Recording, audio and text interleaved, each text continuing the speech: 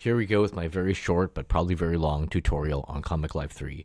There aren't a whole lot of Comic Life 3 tutorials out there, so let's get started. So I'm going to paste in my script. These buttons here, bigger or smaller, hit bigger a bunch of times, and it'll just make it bigger. Every time someone speaks, every time there's some dialogue, there's basically just a name and a colon.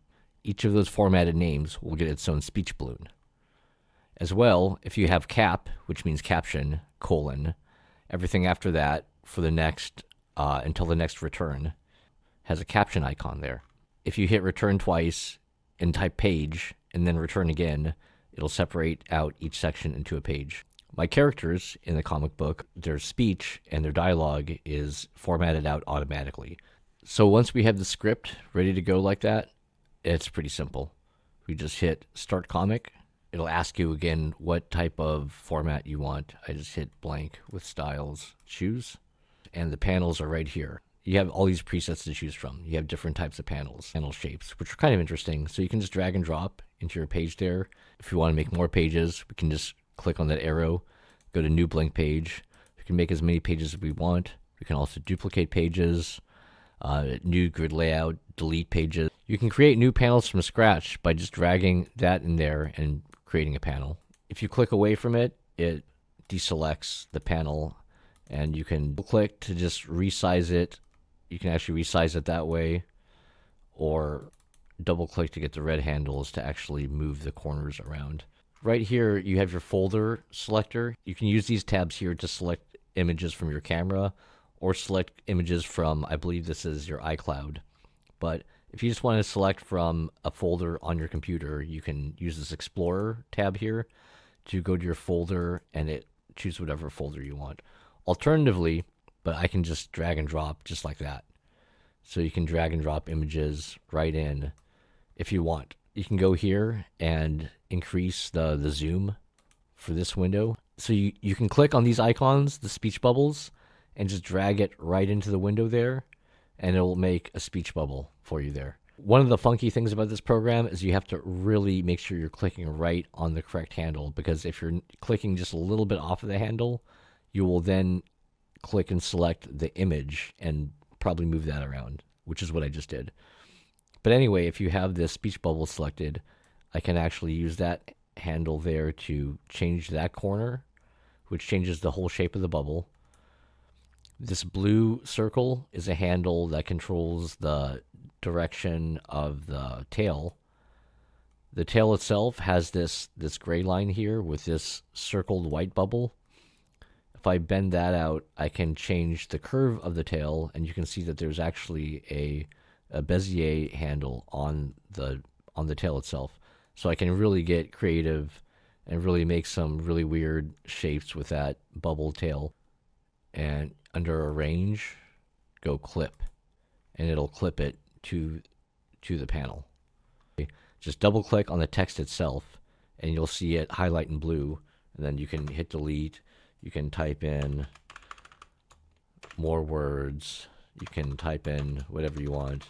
But if you want to change the panel size after you put an image in, if you want to get those red handles back and change the panel shape, you can't.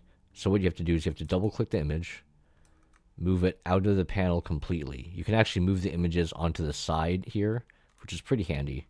But now with the image completely out of the panel, I can now again move I can move these edges around. I have to right click on it and click make shape editable, and then now I get those red handles back, and I can change the shape of the panel. You can also rotate the panel like that.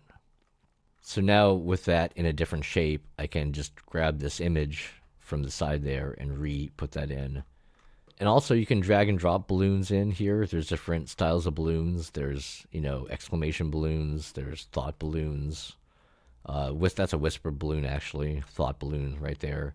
Colored, gradient, bubbles. I don't know if those really add to the story. Maybe they do, maybe they don't. Maybe it's something that you just want to do as an artistic decision. But it's there, You have options to stylize the actual image too by doing that. You have your styles here, which is interesting. This is valuable, definitely. So one last thing I have to show you is the inspector. The inspector is actually a super powerful tool here. All of these things are panels that allow you to modify whatever it is in a much more detailed sense. So for instance, the image panel here, it's got like, I guess, a little picture or something there. You have to have the image itself selected and the image icon selected here in the inspector. And then you can, as you can see, change the brightness. You can change it quite a bit like that. That's way too bright. You can change the exposure, the saturation level there. Basically, it's sort of like Photoshop style controls here. The sharpness, that's actually really important.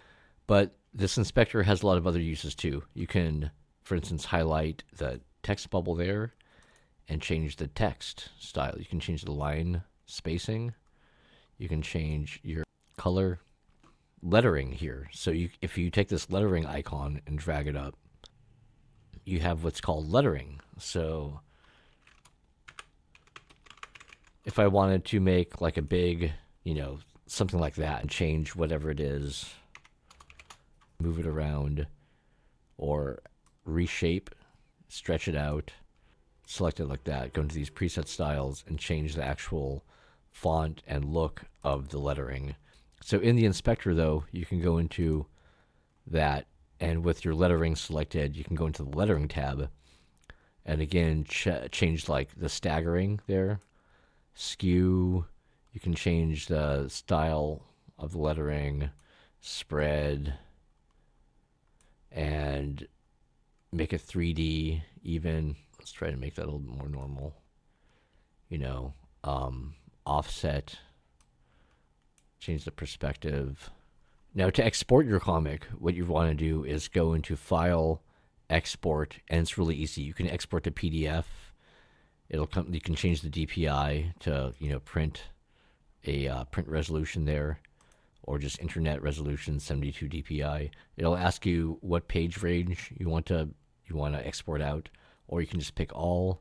To change what kind of export you want to do, you can just change this tab up here. So you can go to all images. It'll just export it as JPEG images. So if you want to publish an ebook right off the bat, you can export out an EPUB file, which will give you a file that's suitable for KDP or publishing as an ebook. But if you just want to email it to people, PDF is probably good. You can go next, and you can just